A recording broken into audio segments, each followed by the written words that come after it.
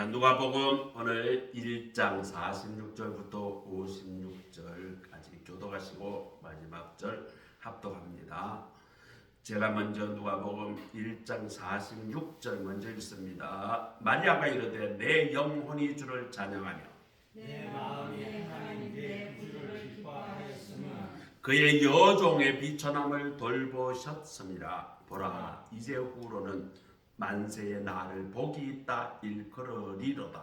능하시니가 큰 일을 내게 하시니 그 이름이 거룩하시며 긍휼하심이 두려워하는 자에게 대대로 이르는도다. 그의 칼로 힘을 보이사 마음의 생각이 교만한 자를 펼치셨고 권세 있는 자를 그 위에서 내리치셨으니요 비천한 자를 높이셨고 줄인 자를 좋은 것으로 내리시며 부자를 그 손으로 보내셨도다. 그 종 이스라엘을 도사 긍휼히 여기시고 기억하시되 우리 조상에게 말씀하신 것과 같이 아브라함과 그 자손에게 영원히 하시리로다.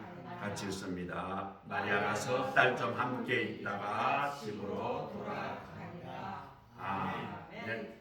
이것은 하나님의 말씀입니다. 아멘. 자, 오늘부터 이제 대림절이 시작이 되죠. 대림절 4주간입니다.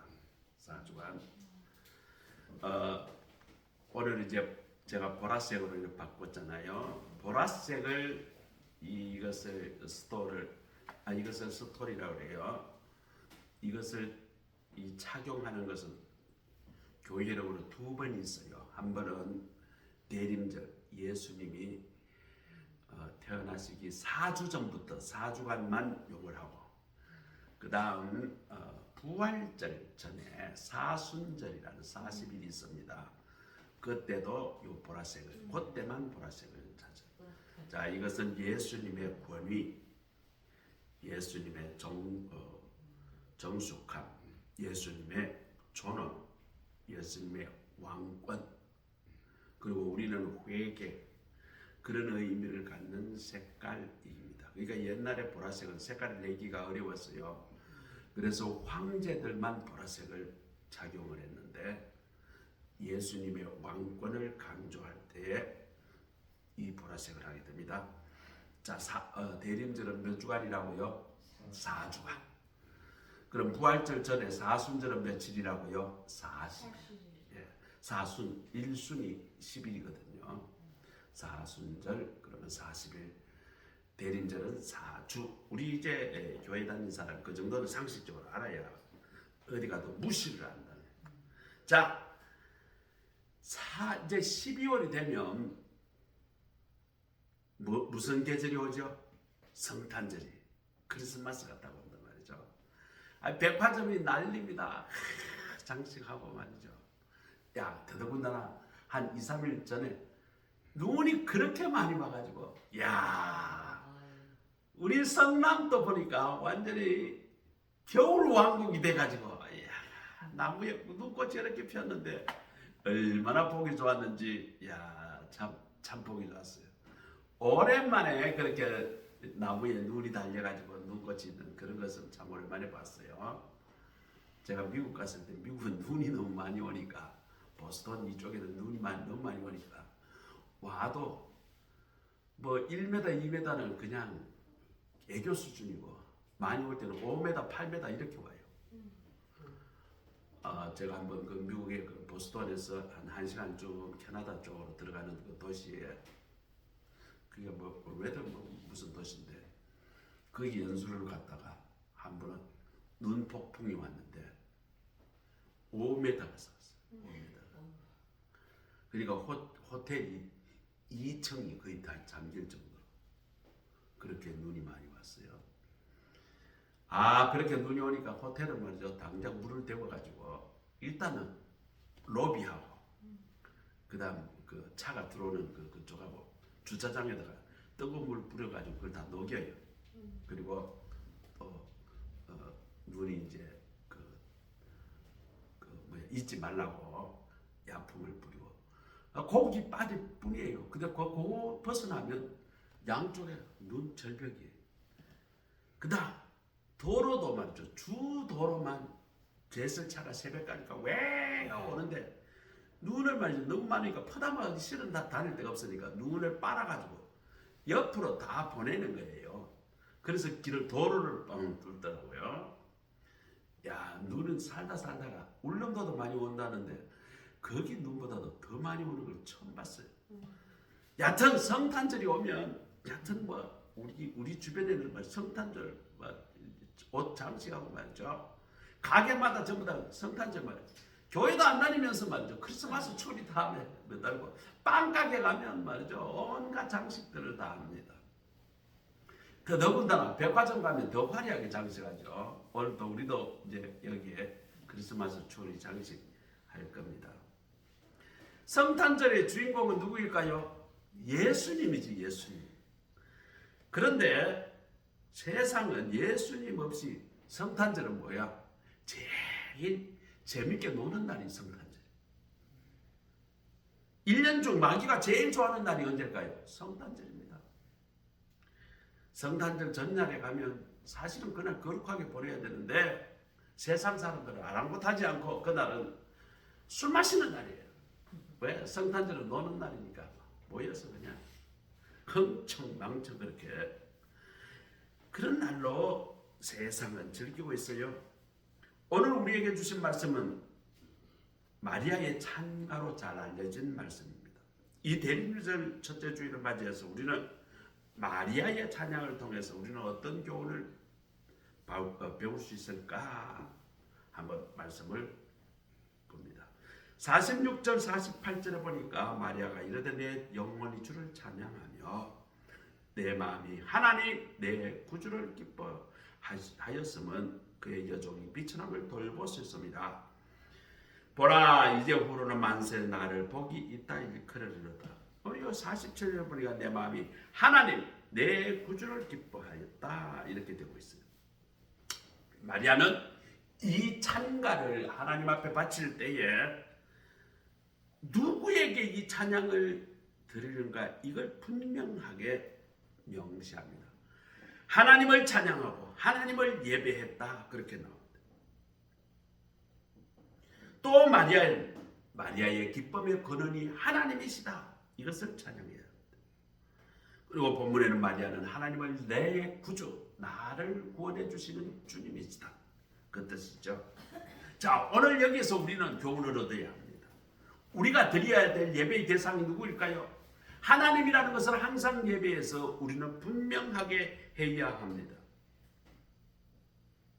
또 마리아가 내 구주라고 하나님을 부르죠. 하나님은 나를 구원하여 주신 분, 그것을 우리는 분명하게 해야 하는 것입니다. 오늘 우리가 예배를 드릴 때에 가장 중요한 것은 무엇인가? 우리의 예배 지금 무엇하러 드리는가? 누구를 위해서 드리는가? 어디 지금 내가 무엇하고 있는가? 이 목적의식이 분명해야 해요. 예배는 무엇이다? 하나님께 집중하는 거예요. 예배 중에 요즘 젊은 사람들이 잘하는 게 뭐냐? 핸드폰을 가지고 잠을지 예배 시간. 하나님을 전혀 지금 생각 안 하고 뭘 한다? 핸드폰에 집중하는 거예요. 그건 예배가 아니에요. 장난이에요. 하나님 보시기에 그건 예배가 아니다. 오늘 우리는 예배의 대상이 하나님이심을 기억해야 합니다. 예배 시간에 하나님 이외에 다른 거 집중하게 되면 나 스스로를 꾸짖었어요. 아, 내가 지금 하나님께 집중 안 하고 뭐 하는 것이냐? 스스로 꾸짖어야 합니다. 그리고 하나님을 어떻게 지금 나를 봐야 하는가? 마리아가 했던 것처럼 하나님은 나의 구세주다. 이것을 분명히 고백하며 예배에 참여해야 드리는 것입니다. 자, 두 번째로는 마리아의 찬양의 자세입니다. 46절에 47절 보니까 내가 주를 찬양하며 내 마음이 하나님 내 구주를 기뻐하였으면, 자, 여기서 중요한 두 단어가 나옵니다. 찬양하다라는 단어인데 이것이 헬라어로는 메가루노라는 그런 단어입니다. 자, 이건 메가루노 한다. 메가는 무슨 말일까요? 어마어마하게 크다, 어마어마하게 많다. 다시 말하면 메가루노는 아주 어마어마하게 크게 찬양한다. 그 말은 혼신을 힘을 다해서 하나님께 크신 은혜를 찬양한다. 예배드리는 자세가 어떻게 해야 한다? 우리가 혼신의 힘을 다해서 하나님을 크신 은혜에 대해서 찬양해야 하는 것입니다. 메가루노로 찬양해야 한다. 자, 그 다음에 기뻐하다. 기뻐하며 찬양한 예배를 드린다는 거죠. 자, 아갈리아로라는 그 단어인데 이거는 뭐냐면 아주 최대한 기쁨, 열광적으로 기뻐한다는 뜻입니다. 아갈리아오의 찬양은 정말 내가 기뻐서 정말 어쩔 줄 모르는 그런 상태로 감격하고 그 감격의 기쁨으로 하나님께 예배한다. 오늘 우리는 이 두 가지 자세로 예배를 드려야 합니다. 어떻게 해요? 메가루노, 혼신의 힘을 다해서 하나님께 은혜를 찬양해야 하고, 또 아갈리아오, 온 기쁨으로 열광적으로 감격하여 기쁨으로 하나님께 예배 드려야 하는 것입니다. 왜요? 나의 죄를 이 시간 하나님께서 없애주시고 나를 죄를 없다라고 인정해 주는 그것이 뭘까요? 그것이 바로 예배의 절차거든요. 예배의 절차에 보면 우리가 그 예배 순서에 보면 참회의 기도가 있고요. 그 참회의 기도 이후에 보면 사죄 선언이 있어요. 그 절차가 아무 의미가 없으면 그냥 형식에 불과합니다. 그러나 내가 메가루노, 아갈리아오로 찬양하며 그것이 뭐예요? 나의 죄를 씻어주는 예배의 예식이 되는 것입니다. 천사 가브리엘을 통해서 마리아는 자신의 하나님의 아들을 낳을 것이다. 자신이 여자들 가운데 가장 복이 있다. 48절에 보니까 그의 여종의 비천함을 돌보셨습니다. 마리아가 하나님의 아들을 낳게 될 것이다. 그렇게 천사로부터 고지를 받잖아요. 야, 그러면 선택됐다는 거죠. 하나님 앞에. 인간이 말이죠. 누가 선택이 되고 조금 높은 자리에 이렇게 앉혀주면 어떻게 될까? 사람이 교만해집니다. 왜? 나는 내 높은 사람이 나를 선택했거든. 회사에서나 직장에서 높은 사람, 내가 예를 들자면 시청에서 일하는데 시장님이 나를 불러서 인정을 해주고 높은 자리에 앉혀주면 사람이 말이죠. 뻐겨요. 회사에서 사장님이 누구시 오늘부터 중요한 일을 좀 하세요.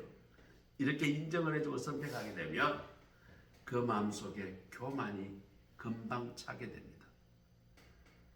그런데 오늘 마리아는 보니까 뭐라고 그랬다고 48절에 비천함을 돌보셨습니다. 하나님 앞에 선택이 되었다는 것을 통보받았는데 마리아는 자기가 비천하다. 그런 비천한 나를 돌보셨다. 이렇게 인정을 합니다. 다시 말하면 겸손한 자세로 하나님 앞에 나오는 것입니다. 그리고 마리아가 선택되어서 예수를 낳게 되는 이서임을 받았을 때 충성되게 그 직분을 겸손히 감당했다는 것입니다. 자, 오늘 내가 나는 것은 전적으로 하나님의 은혜입니다. 내가 좁은 어떤 집에 살고 요즘 말이죠. 저는 말이죠. 우리 아파트가 너무너무 좋아. 모든 게 다 자동이야. 핸드폰으로 전기를 껐다 켰다. 전기를 방의 온도를 낮췄다 높였다. 이 핸드폰으로 다 돼요. 앉아가지고 저 양반 누구가 여보 저 부엌에 불 하나 꺼라. 그러면 제가 가지도 않고 핸드폰에 똑딱 누르면 그 불이 퍽 꺼져요. 내가 또 내 컴퓨터 방에 전등을 켜놓고 나왔어. 내 기억이 났어. 그러면 가지 않고 똑딱 하면 내 방에 전등 불이 꺼져요. 게다가 온도를 말이죠. 떳떳하게 놓으면 밤새 말이죠. 제 양반은 이불을 안 덮어요. 내가 덮어줘도 그냥 답답하고 그냥 조금 있으면 걷어차버려요. 얼마나 좋은 환경에 그렇게 살 수 있는지. 이게 다 하나님의 은혜였다. 그걸 우리는 인정해요. 내가 더 좋은 직장에 있어요. 이거 다 하나님의 은혜다. 내가 좋은 그런 아내와 또 좋은 남편과 함께 평생을 해로하며 산다. 이것도 하나님의 은혜다. 내가 나된 것은 다 전적인 하나님의 은혜다. 이것을 우리가 삶에서 인정할 때에 하나님께서 우리를 복되게 해 주실 것입니다. 하나님께 모든 영광을 돌리며 기쁨으로 예배를 드리고 겸손한 자세로 하나님께 집중하고 예배할 때 하나님은 나의 예배를 기쁘시게 받아주는 것입니다. 오늘 마리아가 하나님께 찬양하는 그 예배를 통해서 우리는 이것을 배워야 할 것입니다. 자, 그리고 마리아가 이 마리아 찬가가 주는 교훈이 있어요. 그게 뭘까? 왜 내가 예배를 드리는가입니다. 자, 우리 이 예배 오늘 마리아 찬가에서 나타나는 그 예배를 마리아가 왜 예배를 드리는가? 세 가지를 우리 살펴볼 수 있어요. 첫째 하나는 하나님이 내게 큰 일을 행해 주셨다. 그것은 은혜다. 이것을 찬양합니다. 48절 49절에 보니까 그의 여종의 빛은 한물 돌보셨습니다. 보라 이제후로 만세 나를 복이 있다 일컬으리로다. 49절에 능하신 이가 이 큰 일을 내게 행하셨으니 그 이름이 거룩하시며. 하나님이 내게 큰 일을 행하셨다는 말은 나를 통해서 하나님의 뜻이 이루어졌다는 말입니다. 그런데 하나님은 참 이상해요. 하나님은 참 이상한데 뭔가 하나님이 일을 시킬 때 참 공부 잘하고 똑똑하고 머리 좋은 능력 있는 이런 사람들만 이 일을 시키는 게 아니에요. 보면 항상 좀 부족한 사람들 통해서 큰 일을 이루시는 것입니다. 예수님의 제자 12명입니다. 12명. 12명 대부분 다 보면 초등학교 졸업한 사람이 한 사람도 없습니다. 뭐 그 당시에 초등학교도 없었지만 그 당시의 학교라는 것은 율법학교죠. 율법학교에는 그 다음 로마학교가 있는데 로마학교는 로마인들이 다니는 학교고 율법학교는 유대인들이 다니는 학교예요. 그런데 예수님의 제자 12명은 제대로 공부한 사람이 없습니다. 한 사람만 머리 좋았어요. 그게 누구냐면 가룟 유다예요. 가룟 유다는 머리가 아주 비상하게 좋고 계산이 능했어요. 그래서 예수님이 그를 회개를 맡겼어요. 근데 나머지 제자들은 다 뭐예요? 어부들이나 아니면 뭐 그냥 그리고 그런 사람들 다 제자를 불렀단 말이죠. 베드로, 안드레 뭐 이런 뭐 형제들은 다 뭘까요? 평생 그냥 학교도 안 가고 그냥 어부했던 사람들입니다. 또 뭐 야고보 뭐 이런 사람들도 뭐예요? 동네 그냥 뭐 농사지고 뭐 그냥 살았던 사람. 그런 사람들을 불러서 예수님이 제자를 만들었는데 이 제자들이 위대한 하나님의 그 복음 전하는 전파자들로 사용되었다는 것이죠. 또 하나님은 거룩하지만 오늘 마리아는 죄인이다라는 것을 고백합니다.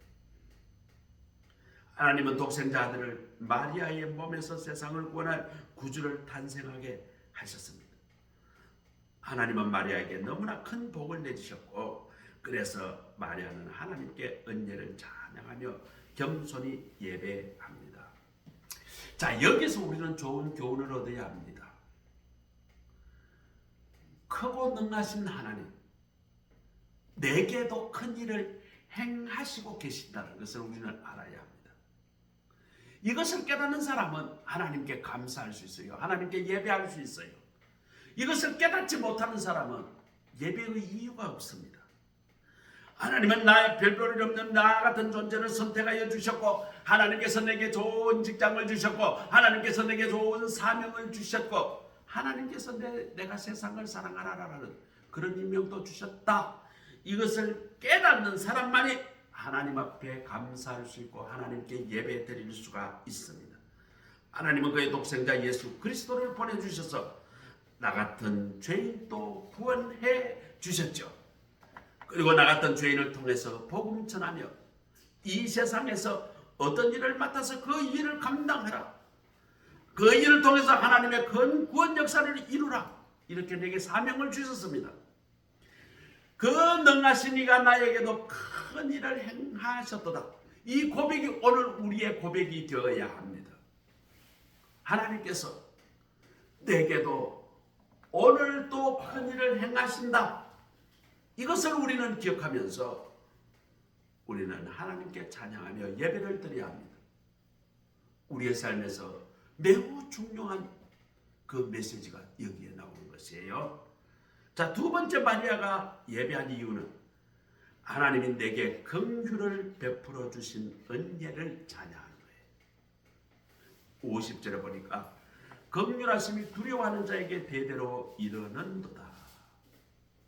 하나님께서 그를 두려워하며 경외심을 갖는 사람들에게 그에게 그의 긍휼을 베풀어 주신다는 것입니다. 긍휼이라는 것은 무엇일까요?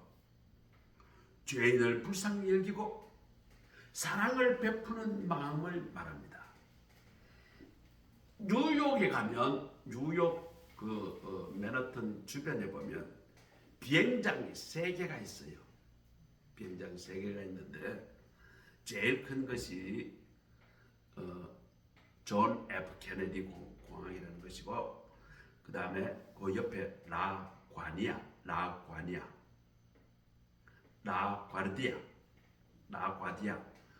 그렇게 라과니아가 아니라 라과디아입니다. 이 공항이 있어요. 그 다음 또 거기서 조금 더 멀리 떨어진 곳에 공항이 하나 더 있는데, 저는 이제 존 F 케네디 공항을 주로 이용했죠. 근데 그 옆에 보면 라과디아가 주로 이제 국내선이 많이 떠요. 자, 이 라과디아라는 그 이름은 원래 뉴욕 시민들이 사랑했던 시장의 이름입니다. 이 사람이 시장이 되기 전에 원래 판사였어요. 자, 한번 이 라과디아 판사가 재판석에서 그날 재판을 하는데 어떤 한 노인이 이 재판을 받으러 온 거예요. 이 노인이 추운 겨울에 외롭게 가족도 없이 살면서 파산이 났어요. 그러니까 돈은 없고 배는 고프고 잠잘 때, 미국은 말이죠, 파산이 나면 다 뺏깁니다. 왜? 우리는 집을 사잖아요. 미국은 그러지 않습니다. 대부분 론입니다. 론. 매주 돈을 갚아야 집을 살 수가 있어요. 그러니까 한 주, 2주만 안 내버리면 집에서 쫓겨나야 돼요. 우리는 이자 좀 밀렸다 해가지고 쫓아내지는 않는데, 미국은 한 2번 정도 이자를 2주 정도 밀려버리면 바로 쫓겨나요. 바로 차버려요. 그래서 미국은 경기가 나쁘면 노숙자가 굉장히 많습니다.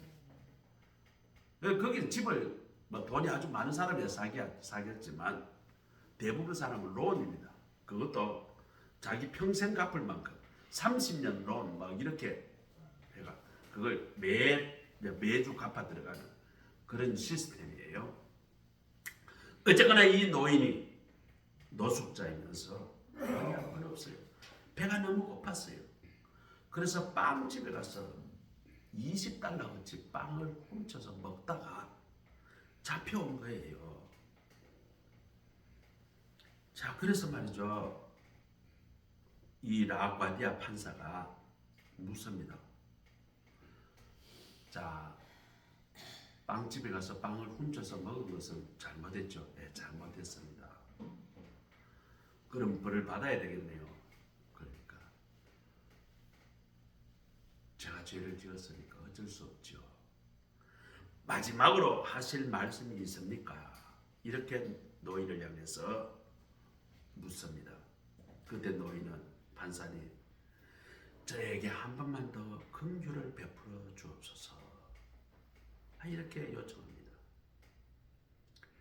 잠시 동안 그 재판 라과디아 그 판사가 노인을 바라보며 이렇게 대답합니다. 맞습니다. 당신에게 긍휼이 필요합니다. 그러나 당신이 잘못한 것은 20달러 훔친 거는 그건 잘못해요. 그건 책임을 져야 합니다. 마침 제가 호주머니에 10달러가 있는데 내가 당신을 대신해서 20달러 중 10달러를 내가 변상을 대신해 주겠습니다. 그런데 당신이 사업을 망하고 춥고 배고프도록 이렇게 만든 나 같은 이 사회의 지도자에게도 책임이 있어요.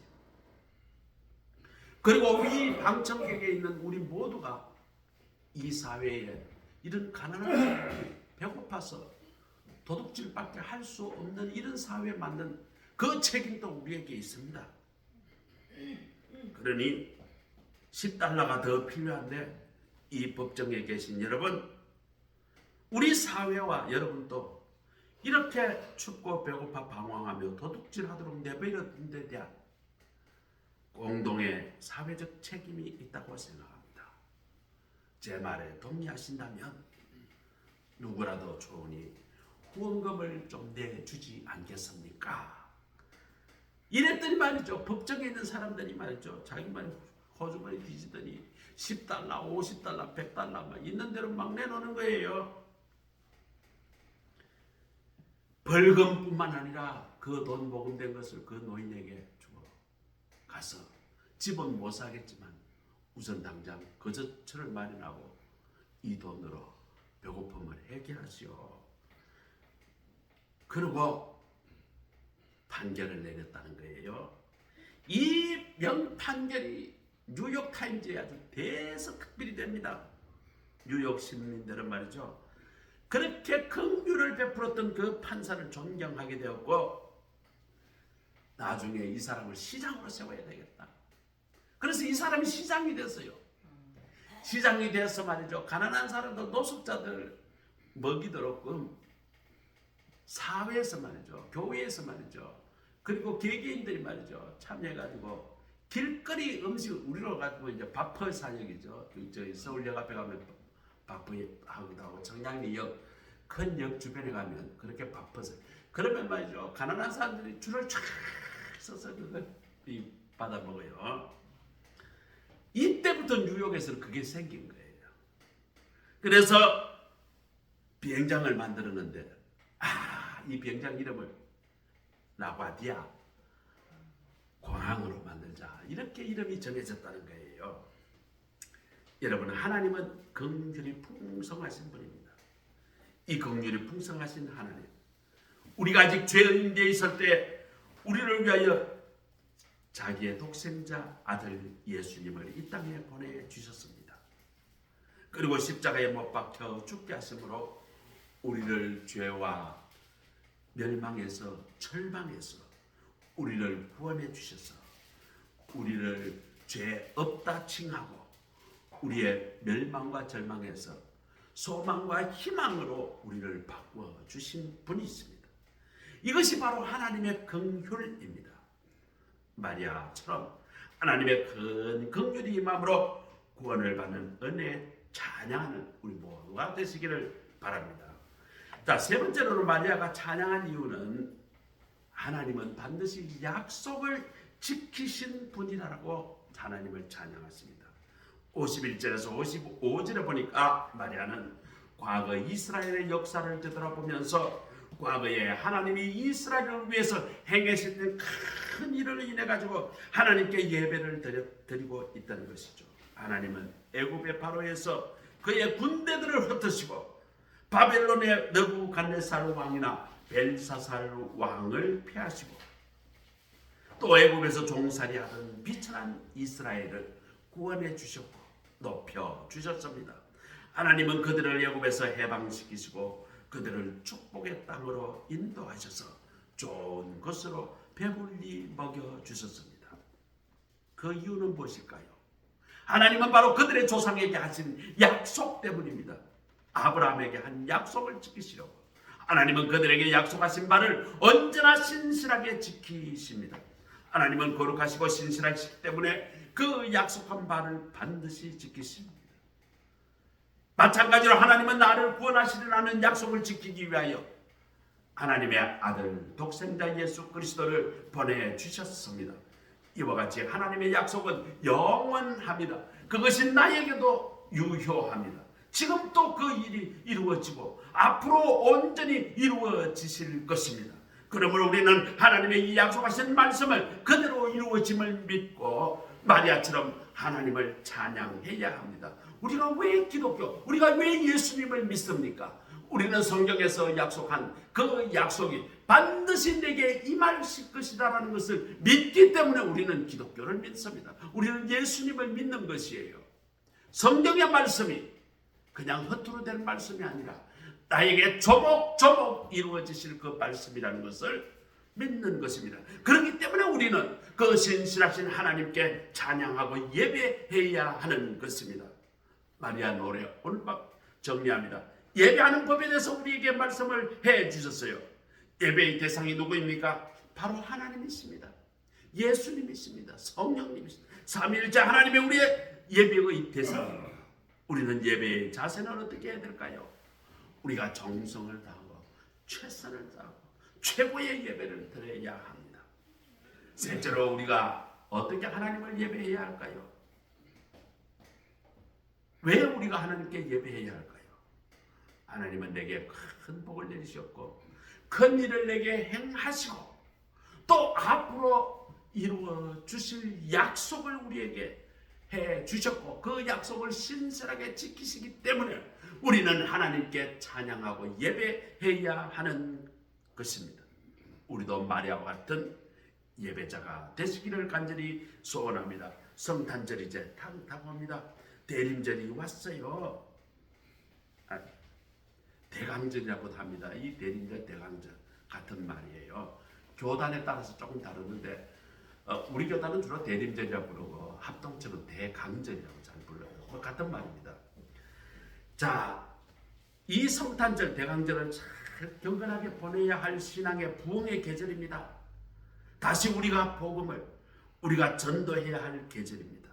또 우리가 예배를 경건하게 드리고 예배를 회복해야 되는 시기입니다. 우리가 불신 이웃들에게 또 성당 카드도 보내고 또 전도 대상자가 있으면 달력도 선물도 좀 하고 그렇게 하면서 우리가 복음을 전해야 하는 것입니다. 내가 받은 긍휼의 은혜를 기억하고 내가 받은 은혜와 사랑을 깊이 묵상하며 이 은혜와 사랑을 담아 정성껏 성탄 예물을 드리며 예배를 드리는 우리 모두가 되시기를 간절히 소원하며 마리아처럼 그 거신 은혜를 찬양하며 그 은혜를 전하는 축복의 통로가 다 되시기를 주의 이름으로 축복합니다. 기도하겠습니다. 하나님 감사합니다. 오늘 마리아의 성탄 찬양을 통하여 우리가 어떻게 예수님을 하나님을 바라보고 어떻게 이 성탄절을 찬양해야 할 것인가, 예배를 드려야 될 것인가, 오늘 말씀을 깊이 묵상합니다. 하나님만 우리가 집중하여 예배드리고 우리가 최선을 다해서 하나님께 예배드리고 또 하나님은 우리에게 복을 주시고 우리를 복을 주시겠다고 약속하신 그 약속이 신실하게 이루어짐을 믿고 그 믿음으로 하나님을 찬양하는 우리 모두가 되게 하옵소서. 예수 그리스도의 이름으로 감사하며 기도드립니다. 아멘. 찬송가 516장입니다. 516장